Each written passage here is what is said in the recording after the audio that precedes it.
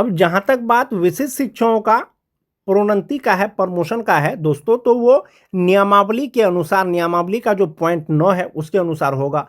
BPSC शिक्षक का नियमावली और विशिष्ट शिक्षक नियमावली दोनों लगभग सेम ही है दोस्तों। और इसमें जो प्रोन्नति का बात किया गया है वो 1 to 5 का शिक्षक वो 6 to 8 का विशिष्ट शिक्षक बनेंगे।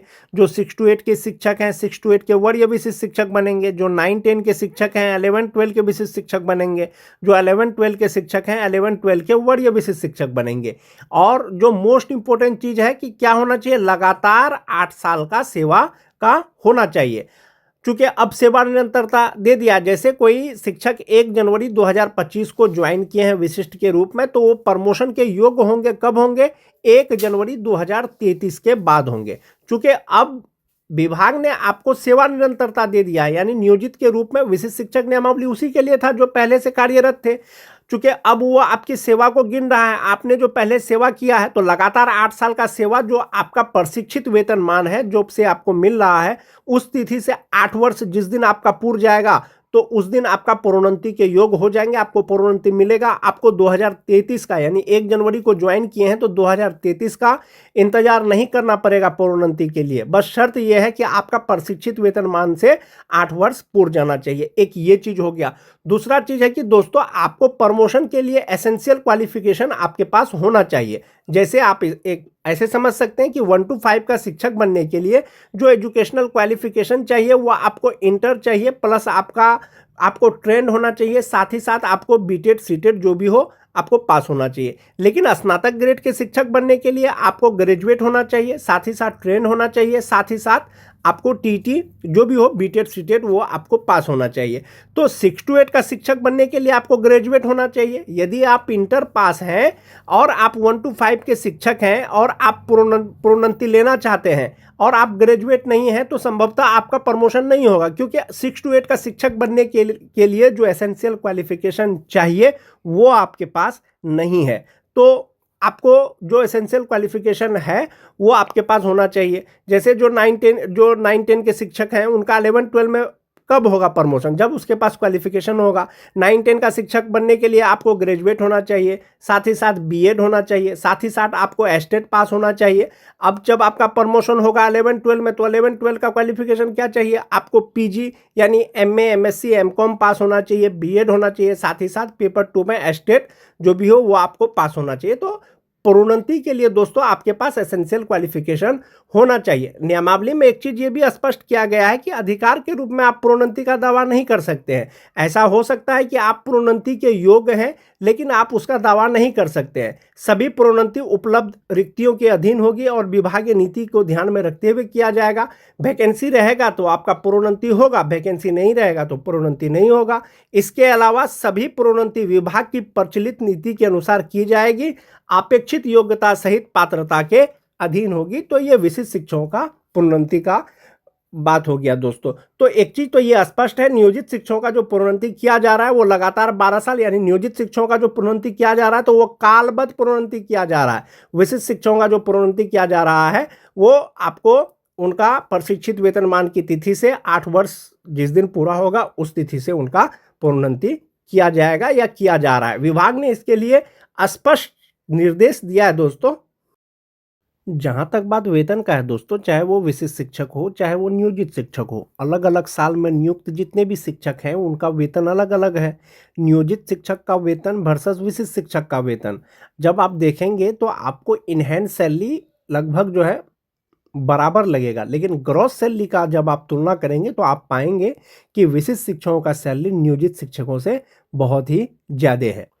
इसके लिए आप ये वाला चार्ट देख सकते हैं दोस्तों। इसमें नियोजित शिक्षक का भी वेतन है और विशिष्ट शिक्षकों का भी वेतन है।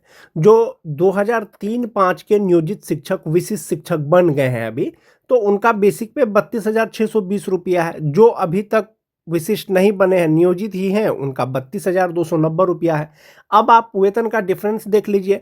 60% डीए के अनुसार जो है 19,374 रुपया नियोजित का होता है, जबकि विशिष्ट का 19,572 रुपया होता है। एचआरए 5% का अगर बात करें तो 1,615 रुपया नियोजित का होता है, जबकि विशिष्ट का 1,631 रुपया होता है। मेडिकल तो सबके लिए फिक्स है, अब जो दोस्तों की वेतन का डिफरेंस आपको कहाँ पता चलेगा, यहाँ पता चलेगा। जो नियोजित शिक्षक हैं उनका फ्यूचर के लिए यानी ईपीएफ अकाउंट में 3600 रुपया जमा होता है, जबकि जो विशिष्ट बने हैं वो 12,256 रुपया जमा होता है 60% डीए के अनुसार। ग्रॉस सैलरी की बात करें तो 56,079 रुपया नियोजित शिक्षक का होता है, 62,100 रुपया विशिष्ट का होता है। तो आप यहाँ पर देख रहे होंगे कि लगभग 6,000 का आपको डिफरेंस लग रहा होगा। इनहैंड सैलरी नियोजित का 52,479 रुपया और विशिष्ट का 49,574 रुपया। तो इनहैंड सैलरी विशिष्ट का थोड़ा कम है, लेकिन जो ग्रॉस सैलरी का बात है वो विशिष्ट शिक्षकों का कहीं ना कहीं 6,000 रुपया ज़्यादा है नियोजित की तुलना में। एक तो ये हो गया जो नियोजित हैं, जो विशिष्ट हैं। विशिष्ट शिक्षकों को जो सेवा निरंतरता दिया गया है, सेवा निरंतरता का मतलब हुआ कि उनका पहले का जो सेवा का गणना है वो प्रमोशन में किया गया है। संभवतः जो नियमावली के अनुसार 8 साल जिनकी सेवा का हो गया है, उनका सेवा को गिन करके उनको अगले ग्रेड में प्रोन्नति दिया जाएगा। यानी 1 to 5 के जो शिक्षक हैं उसको 6 to 8 में प्रोन्नति दिया जाएगा। उसी तरह से मूल कोटि के जो नियोजित शिक्षक हैं उनका प्रोन्नति होगा, लेकिन कौन सा प्रोन्नति होगा? कालबद्ध प्रोन्नति होगा, लगातार जिनका 12 साल सेवा का हो गया है। तो ऐसी स्थिति में 2003 के शिक्षकों का यदि अगर प्रमोशन होगा, प्रोन्नति मिलता है, तो उनका बेसिक पे 34,140 रुपया हो जाएगा। सेम साल के जो विशिष्ट शिक्षक बन गए हैं उनका प्रमोशन होगा तो 36,530 रुपया हो जाएगा। तो आपको 2,000-2,500 रुपया यहीं पर आपको जो है डिफरेंस हो गया बेसिक पे में। प्रमोशन के बाद जो नियोजित शिक्षक हैं उनका ग्रॉस सैलरी 59,115 रुपया होगा, जबकि जो विशिष्ट बन गए हैं उनका 69,428 रुपया होगा ग्रॉस सैलरी। प्रोन्नति के बाद नियोजित का 55,515 रुपया इनहैंड सैलरी होगा, जबकि विशिष्ट का हो जाएगा 55,400 रुपया। जो आप जिस कैटेगरी में हैं अभी आप 1 to 5 के शिक्षक, और आपका जो प्रोन्नति होगा दोस्तों 6 to 8 में, दोनों में डिफरेंस क्या है? दोनों में डिफरेंस ये है कि 1 to 5 के शिक्षक से 6 to 8 के शिक्षक जो है वो सीनियर हो जाएंगे, यानी वो कहलाएंगे स्नातक ग्रेड के शिक्षक। जनरल रूप में सेवा निरंतरता नहीं दिया गया है, आपका पहले का सेवा गिना जाएगा, विशिष्ट शिक्षकों का वो गिना जाएगा प्रोन्नति में। तो ये जो सैलरी का डिफरेंस हुआ या सैलरी का गणना हुआ दोस्तों, ये 2003-5 के शिक्षकों का हो गया। बात करते हैं जो 2006-7 के नियोजित शिक्षक हैं, जो अभी भी नियोजित हैं, उनका मूल वेतन 31,340 रुपया है। जो विशिष्ट बन गए हैं उनका 31,670 रुपया है। 60% डीए के अनुसार नियोजित का 18,804 रुपया होता है, और जबकि विशिष्ट का 19,002 रुपया होता है। एचआरए 5% के अनुसार 1,567 रुपया नियोजित का होता है, जबकि विशिष्ट का 1,584 रुपया होता है। मेडिकल सबके लिए फिक्स है। अब यहाँ पर बात करेंगे जो ईपीएफ अकाउंट में नियोजित का जमा होता है वो 3,600 रुपया होता है, जबकि इस साल में नियुक्त जो विशिष्ट शिक्षक हैं उनका 12,161 रुपया है। तो आप यहाँ पर ये देखें कि ग्रॉस सैलरी 54,511 रुपया होता है और विशिष्ट का 7,320 रुपया होता है। नियोजित का इनहैंड सैलरी 50,911 रुपया होता है, जबकि जो विशिष्ट हैं 48,159 रुपया होता है। तो ये कुछ डिफरेंस है, लेकिन आप ग्रॉस सैलरी की बात करें तो 6,000 का लगभग आपको डिफरेंस नजर आएगा नियोजित वर्सेस विशिष्ट शिक्षक का। और 2006-7 के अगर नियोजित शिक्षक का प्रोन्नति होता है अगले वेतन में, अगले ग्रेड में, तो ये जो बेसिक पे है 31,340 रुपया, वो 33,120 रुपया हो जाएगा। जो वर्तमान डीए है, एचआरए है, 1,000 मेडिकल लगा करके ग्रॉस सैलरी 57,448 रुपया होगा, और इनहैंड सैलरी इनको मिलेगा 53,848 रुपया। सेम साल के अगर विशिष्ट शिक्षक अगर उनका प्रोन्नति होगा तो वो बेसिक पे 35,470 रुपया हो जाएगा, और इसमें 60% डीए, 5% एचआरए, 1,000 मेडिकल लगाएंगे तो ग्रॉस सैलरी 67,441 रुपया होगा, और इनहैंड सैलरी हो जाएगा 53,821 रुपया। ये 2006-7 के शिक्षकों का हो गया दोस्तों। 2009-10 के अगर शिक्षकों की बात करें जो अभी भी नियोजित हैं, 30,420 रुपया उनका मूल वेतन है। जो विशिष्ट बन गए थे, चाहे वो सक्षमता पर 1 पास करके, चाहे 2 पास करके, चाहे 3 पास करके, चाहे 4 पास करके, तो उनका मूल वेतन 30,750 रुपया है। 60% डीए नियोजित का भी, 60% डीए विशिष्ट का भी। तो नियोजित का 18,252 रुपया और विशिष्ट का 18,450 रुपया। 5% HRA 1521 रुपया, 5% HRA 1538 रुपया, 1000 मेडिकल सेम हो गया। नियोजित शिक्षक का EPF अकाउंट में 3600 रुपया जमा होता है, जबकि विशिष्ट का 11,808 रुपया जमा होता है। ग्रॉस सैलरी 52,993 रुपया हुआ, इनहेंस सैलरी 49,393 रुपया हुआ, जबकि जो विशिष्ट है उनका ग्रॉस सैलरी 58,596 रुपया और इनहेंस सैलरी 46,788 रुपया हो गया। जो नियोजित और विशिष्ट हैं, नियोजित शिक्षकों को कालबद्ध प्रोन्नति दिया जा रहा है लगातार 12 वर्ष के सेवा के बाद। यदि 9-10 के शिक्षकों का कालबद्ध प्रोन्नति होगा तो मूल वेतन 32,160 रुपया होगा, DA हो जाएगा, HRA हो जाएगा, मेडिकल हो जाएगा, ग्रॉस सैलरी 55,864 रुपया हो जाएगा, इनहेंस सैलरी 52,264 रुपया हो जाएगा। विशिष्ट शिक्षक का 34,440 रुपया हो जाएगा, जो 2009-10 के शिक्षक हैं। इसमें DA, HRA, मेडिकल लगा करके जो ग्रॉस सैलरी होगा वो 65,511 रुपया होगा और इनहेंस सैलरी 52,286 रुपया होगा। तो जिनका प्रोन्नति होगा दोस्तों वो अगले ग्रेड में होगा। जो 1 to 5 के शिक्षक हैं उनका 6 to 8 में होगा, जो 6 to 8 के शिक्षक हैं 6 to 8 के वरीय शिक्षक बनेंगे, और जो 9-10 के शिक्षक हैं 11-12 में अलग अलग जो प्रक्रिया है, जो रूल है नियमावली का, उसके अनुसार प्रोन्नति होगा और वेतन भी वृद्धि होगा दोस्तों। टीईटी पास शिक्षकों की अगर बात करें दोस्तों, जो नियोजित हैं उनका 27,820 रुपया है, जो विशिष्ट शिक्षक बन गए हैं 28,140 रुपया है टीईटी पास का।